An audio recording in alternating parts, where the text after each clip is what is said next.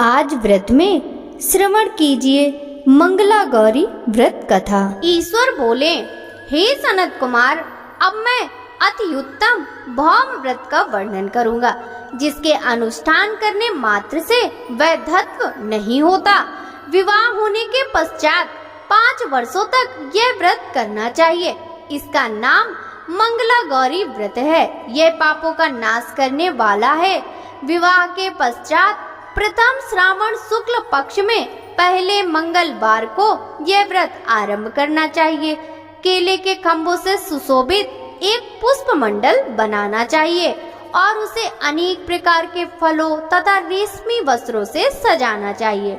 उस मंडप में अपने सामर्थ्य के अनुसार देवी की स्वर्णमयी अथवा धातु की बनी प्रतिमा स्थापित करनी चाहिए। उस प्रतिमा को 16 उपचारों से, 16 दूर्वा दलों से, 16 चावलों से तथा 16 चने की दालों से मंगला गौरी नामक देवी की पूजा करनी चाहिए और 16 बत्तियों से 16 दीपक जलाने चाहिए। दही तथा भात का नैवेद्य भक्ति पूर्वक अर्पित करना चाहिए। देवी के पास ही पत्थर का सील तथा लोढ़ा स्थापित करना चाहिए। 5 वर्ष तक इस प्रकार से करने के पश्चात उद्यापन करना चाहिए। माता को वायन प्रदान करना चाहिए, जिसकी विधि आप सुनिए। अपने सामर्थ्य अनुसार एक पल प्रमाण स्वर्ण की अथवा उसके आधे प्रमाण की अथवा उसके आधे भी प्रमाण की मंगला गौरी की प्रतिमा निर्मित करानी चाहिए। अपनी शक्ति के अनुसार स्वर्ण आदि के बने तंडुल पूरित पात्र पर वस्त्र तथा रमणीय कंचू की ओढ़नी रखकर उन दोनों के ऊपर देवी की प्रतिमा स्थापित करना चाहिए। पास में चांदी से निर्मित सिल तथा लोढ़ा रखकर माता को वायन प्रदान करना चाहिए।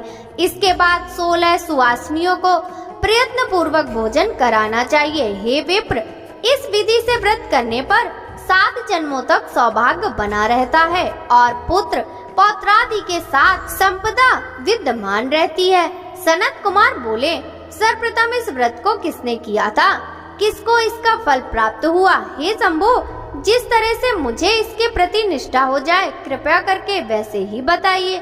ईश्वर बोले, हे सनत कुमार, पूर्व काल में कुरु देश में श्रुतकीर्ति नामक एक विद्वान कीर्तिशाली शत्रुओं का नाश करने वाला 64 कलाओं का ज्ञाता तथा धनुर्विद्या में कुशल राजा हुआ था। पुत्र के अतिरिक्त अन्य सभी शुभ चीजें उस राजा के पास थीं। अतः वह राजा संतान के विषय में अत्यंत चिंतित हुआ और जब ध्यान पूर्वक देवी की आराधना करने लगा, तब उसकी कठोर तपस्या से देवी प्रसन्न हो गईं और उसे यह वचन बोली, हे सुव्रत, वर मांगो।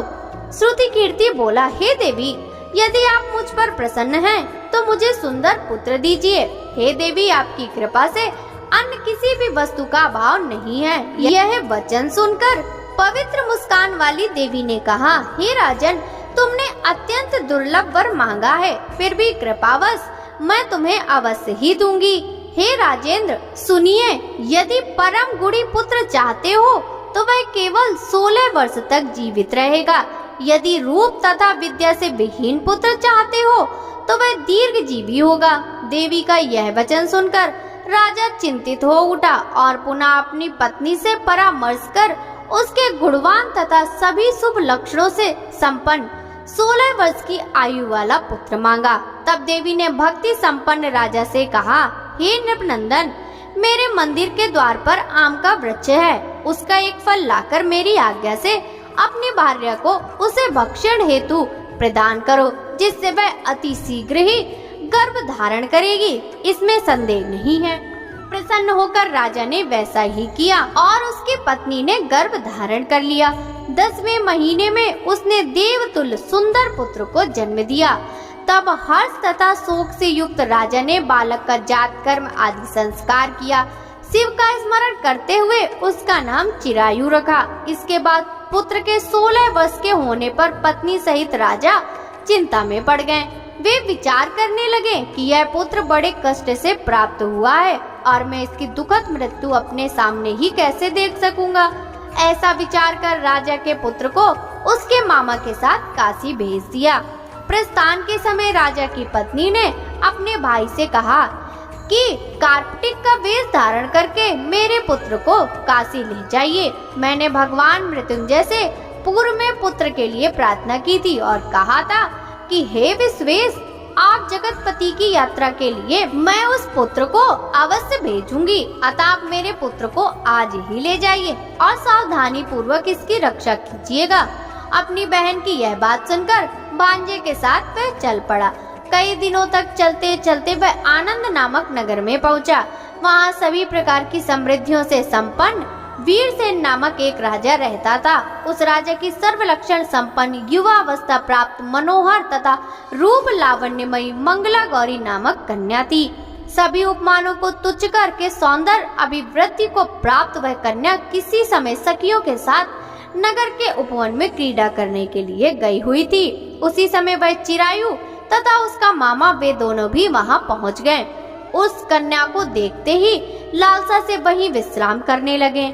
इसी बीच विनोद पूर्वक क्रीड़ा करती हुई उन कन्याओं में किसी एक ने कुपित होकर राजकुमारी को रांडा यह कुवचन कह दिया। तब उस समय अशुभ वचन को सुनकर राजकुमारी ने कहा, तुम अनुचित बात क्यों बोल रही हो? मेरे कुल में तो इस प्रकार की कोई नहीं है। मंगला गौरी की कृपा से तथा उनके व्रत के प्रभाव से विवाह के समय जिसके सर पर मेरे हाथ से अक्षत पड़ेंगे, हे सखी, वह यदि अल्प आयु वाला होगा तो वह भी चिरंजीवी हो जाएगा। इसके बाद वह सभी कन्याएं अपने अपने घर चली गईं। उसी दिन राजकुमारी का विवाह था। बाहिक देश के दृढ़धर्मा नामक राजा के सुकेतु नामक वाले पुत्र के साथ उसका विवाह निश्चित किया गया था। वह सुकेतु विद्याहीन, कुरूप तथा बहरा था।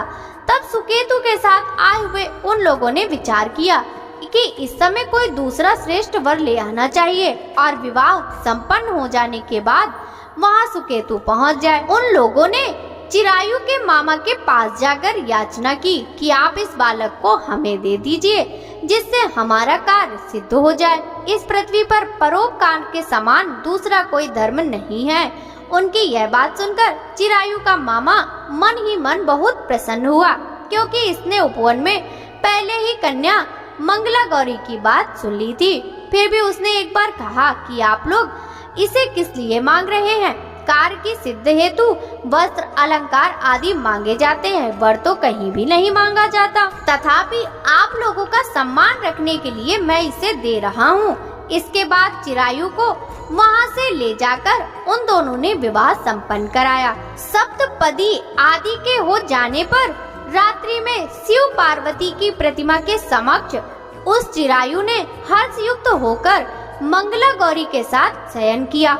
उसी दिन चिरायु के 16 वर्ष पूर्ण हो चुके थे और अर्धरात्रि में साक्षात्कार सर्प रूप में वहां आ गया। इसी बीच संयोगवश राजकुमारी जाग गई। उसने उस महासर्प को वहां देखा और भय से व्याकुल होकर कांपने लगी। तभी उस कन्या ने धैर्य धारण 16 उपचारों से सर्प की पूजा और पीने के लिए उसे दूध दिया। उसने दीनता भरी वाणी में उस सर्प से प्रार्थना तथा स्तुति की। मंगला गौरी प्रार्थना करने लगी, मैं उत्तम व्रत को करूंगी जिससे मेरे पति जीवित रहें। ये जिस तरह से चिरकाल तक जीवित रहें, आप वैसा कीजिए। इतने में सर्प वहां स्थित एक कमंडलू में प्रवेश कर गया और उस मंगला गौरी ने अपनी कंचुकी से उस कमंडलू का मुंह बांध दिया। इसी बीच उसका पति अंगड़ाई लेकर जाग गया और अपनी पत्नी से बोला, हे प्रिय, मुझे भूख लगी है। तब वह अपनी माता के पास जाकर खीर, लड्डू आदि ले आई और उसके द्वारा दिए भोज्य पदार्थ को उसने प्रसन्न मन होकर खाया। भोजन के पश्चात हाथ धोते समय उसके हाथ से अंगूठी गिर पड़ी। तांबुल खाकर वह पुनः सो गया। इसके बाद मंगला गौरी कमंडलू को फेंकने के लिए जाने लगी। विधि की कैसी गति है कि उस कमंडलू में से बाहर की ओर जगमग करती हुई हार कांति को देखकर वह आश्चर्यचकित हो गई। घट में स्थित उस हार को उसने अपने कंठ में धारण कर लिया।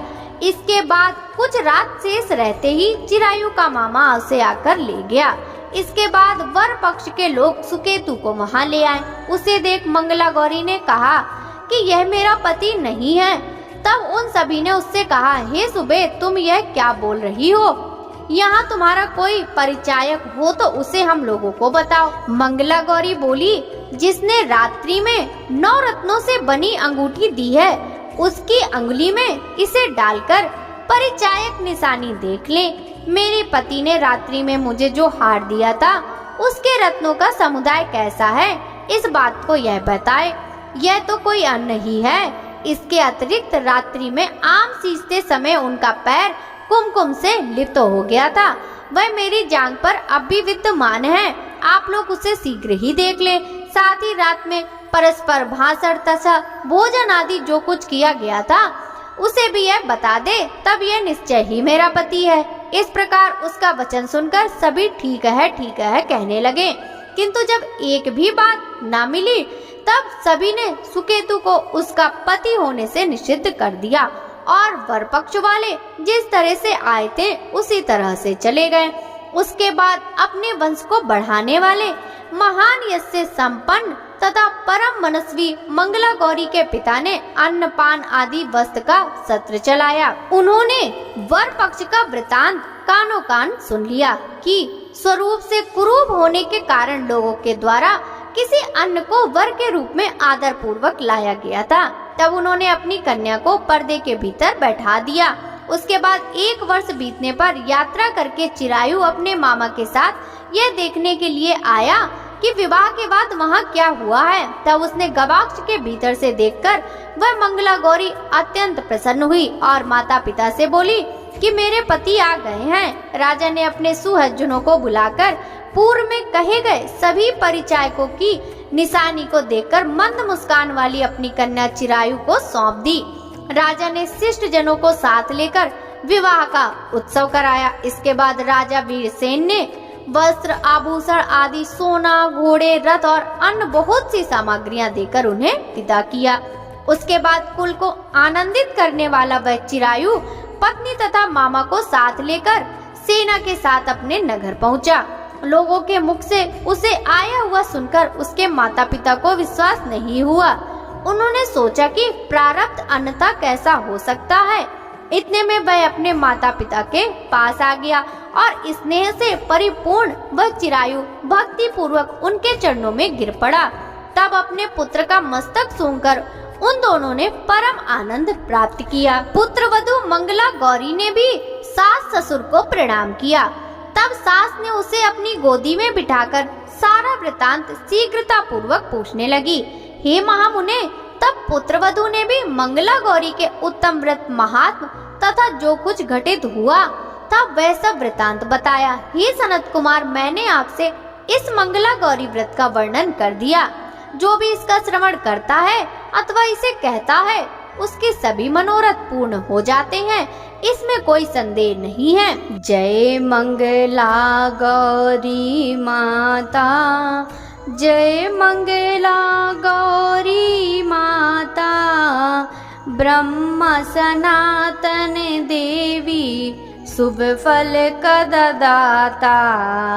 जय मंगला गौरी माता, मैया जय मंगला गौरी माता।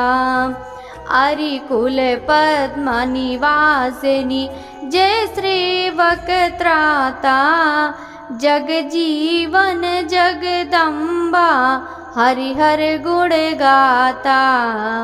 जय मंगला गौरी माता, सिंह को वाहन साजे कुंडल है साथा, देव वधू जहाँ गावत नृत्य करता था।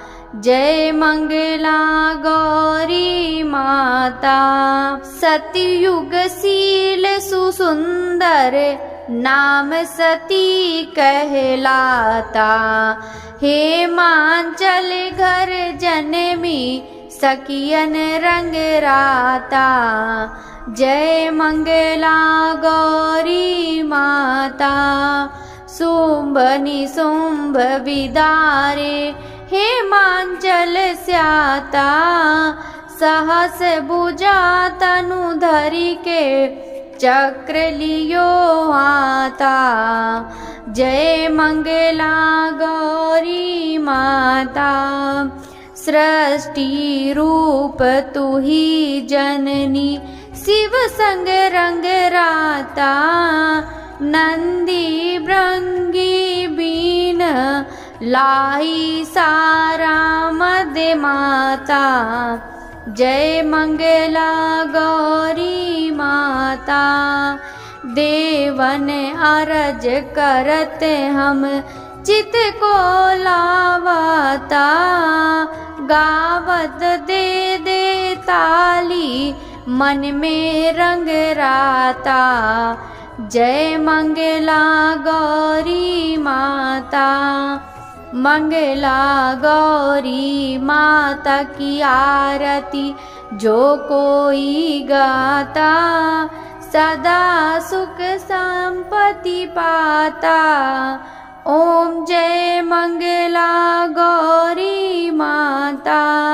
जय मंगला गौरी माता।